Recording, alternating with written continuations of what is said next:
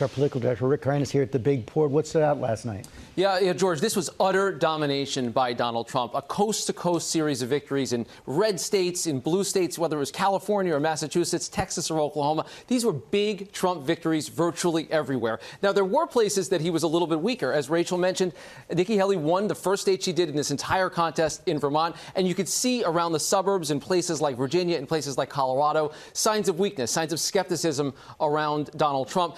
And yes, now the question becomes, what happens to all those Haley voters? And as Rachel mentioned, there's going to be a lot of work to do. Take a look at that. That is 80% almost. That's 4 in 5 Haley voters across the states that we've asked the question who say that they will be disappointed.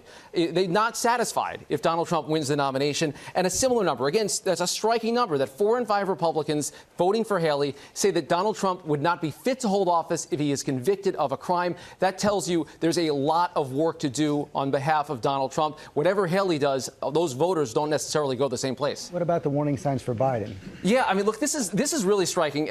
We talked a week ago about that protest vote in Michigan and how people were voting uncommitted. We saw it play out again in Minnesota. That's a striking number. The fact that Joe Biden only got 70% without any real competition, that's very, very troubling for his campaign. We saw it play out in places like Colorado, where uncommitted and a little-known Democratic candidate, Dean Phillips, combined for more than 10% of the vote. Similarly, North Carolina, that's a state that Democrats really hope to put on the map.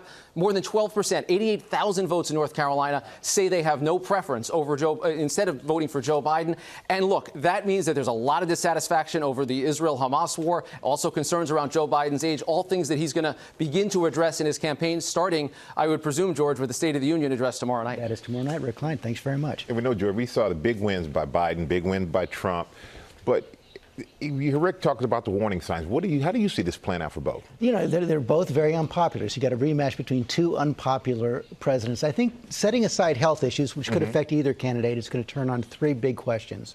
Which candidate does the best job of turning out their core supporters?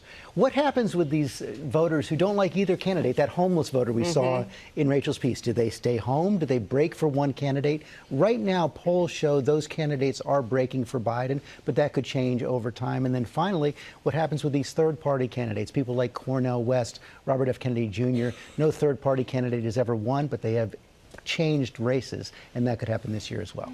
All right. Thank you for that, George. Appreciate that. As always,